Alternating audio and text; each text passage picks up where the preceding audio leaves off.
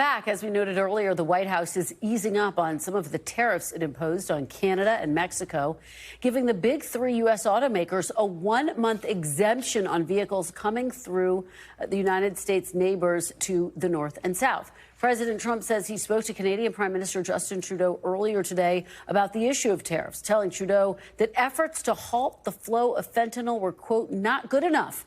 It's worth noting more than 99% of all the fentanyl seized by border officials comes through the southern border, not Canada. President Trump acknowledged during his address last night that Americans will experience some pain as a result of the 25% tariffs on Canada and Mexico and 20% tariffs on China. Tariffs are about making America rich again and making America great again, and it's happening, and it will happen rather quickly. There'll be a little disturbance, but we're okay with that. It won't be much. NBC News business and data correspondent Brian Cheung joins me now. Brian, thanks so much for being here. So let's talk about this 1-month pause of tariffs on auto imports. What exactly does that mean, and what's the difference for Americans shopping for cars right now?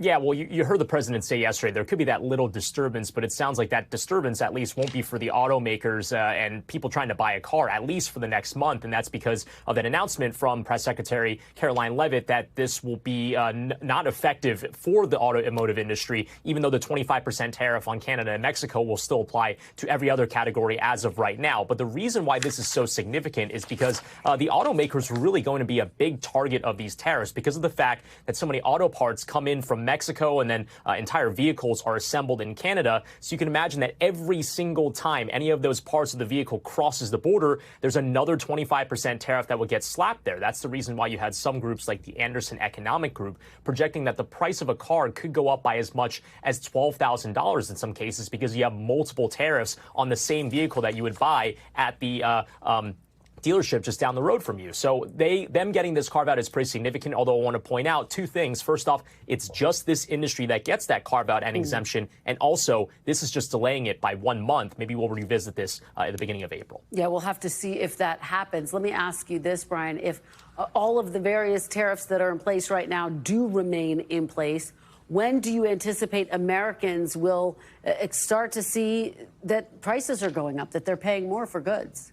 Yeah, I mean, not long from now, because we've already heard some warnings from retailers like Best Buy, retailers like Target, warning as of yesterday when these tariffs took effect that, yeah, prices are likely going to increase for consumers. Again, these are big companies that people are going to be familiar with because they probably shop there maybe on a weekly basis. So when you talk about Target, for example, they were specifically pointing to grocery prices because, again, we import so many fruits and vegetables from Mexico. We import potatoes and grains from Canada. Those are still subject to the 25% tariffs as of this Wednesday afternoon. We'll see what happens down the line. But if that is the case, you can imagine that if the retailer has to pay 25% more to bring it into the U.S., maybe they pass that on to the consumer as well. That might not happen long from now, depending on how prolonged this is. But I want to point out, it's not just these tariffs with these three countries. Those reciprocal tariffs are coming April 2nd as well. Right. This is going to pile on over time. Well, you know, the White House has floated that there could be a potential compromise with Canada and Mexico coming. What could that look like, and what could it mean for consumers?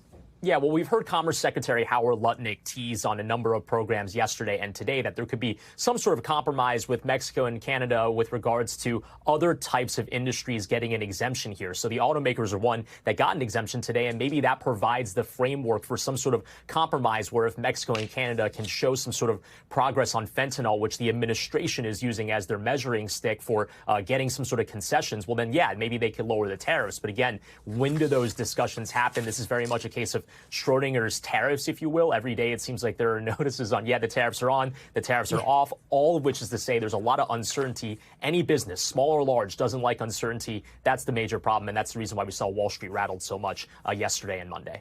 All right. Well, thanks for breaking it all down for us. I know that Americans are watching this story very closely. Brian Cheung, thank you. I'm joined now by Chris Clayton, Agriculture Policy Editor for A Progressive Farmer. Chris, thanks so much for being here. We really appreciate it. Thanks for having me. So, look, automakers asked for a pause on tariffs. President Trump gave them a 1-month reprieve. Do you expect farmers will do the same? I'm sure farmers are asking for it already. You know, when the tariff announcement came out, I was at a farm meeting in Denver the past couple of days, and there was a obviously an incredibly negative reaction going on, primarily because they were seeing instantaneously the reaction to commodity prices, and they're already, corn, soybean farmers, wheat farmers are already facing $100 an acre loss this year going into planting season already. So this was they're already under financial pressure. Chris, explain for folks, why are farmers hit harder by tariffs than other industries? It's because primarily we also have so much competition in the world, particularly in South America. China can quite easily buy anything that they want from the United States. They can buy from Brazil and Argentina, and they are excellent competitors. And that puts a lot of pressure on, trying to ensure that you are the most stable provider of food and commodities out there. And when you have these tariff situations like that, it obviously creates a massive disruption in what you can do. Well, farmers lost some $27 billion as a result of retaliatory tariffs during President Trump's first term, according to the USDA. Did the president lose, do you think, political capital with farmers? Probably a little bit, but there's going to be some economic aid that's going to be coming out to farmers already in the next couple of weeks that was passed into law in December. And those checks are going to be coming in the mail very soon. And that's going to probably make things a little bit easier. But as they get into depending on how long this lasts, it's going to cause long-term disruptions, because we lost permanent market share to Brazil and Argentina last time around, and we never really gained back some of that, and that's going to be the thing that weighs on farmers' minds. Well, to follow up on that point, the president did give farmers a payout during his first term to deal with the tariffs, but also to grapple with COVID. Do you think farmers are expecting the same thing this time around? Well, they are, and what they really want is they want a 5-year farm bill passed, and we haven't been able to get that done in the past couple of years, and it wasn't talked about last night or anything like that. That's been weighing on their minds as more of a long-term fix. But if this lasts, as the first one did, and 2-year term, and we don't know anything about what's going to happen with these reciprocal tariffs in the next month, but it's going to affect a lot of different commodities across the country.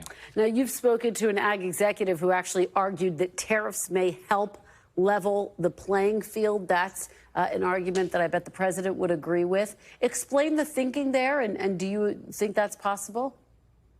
Well, for certain commodities, for certain products such as dairy that have had a hard time getting into certain markets, Canada being one of them, they see that, President Trump last time around did leverage success. He did get China to buy, $38 billion in commodities in 2022. That was part of the agreement that he signed. So, they do know that President Trump has shown in the past that short-term pain can translate into some gains, and that's kind of where I think that's the dairy executive that you were referring to was thinking about. And just big picture, what has the reaction been amongst your friends, amongst your neighbors to the president's address last night? Well, I was actually flying. I was stuck in Denver and flew back very early this morning. So I haven't really been able to see a whole lot of other reaction from people about the speech. I think it was interesting that he did not talk much really at all about the tax bill and what they're looking to do there, and that's probably really surprising, given that's the biggest thing legislative wise going on right now is what's going to happen with the 2017 tax cuts before the end of the year. Well, Chris Clayton, we really appreciate your joining us today. Thank you so much. Well, thank you for having me. Really appreciate it. We appreciate your being here. Thanks for watching. Stay updated about breaking news and top stories on the NBC News app or follow us on social media.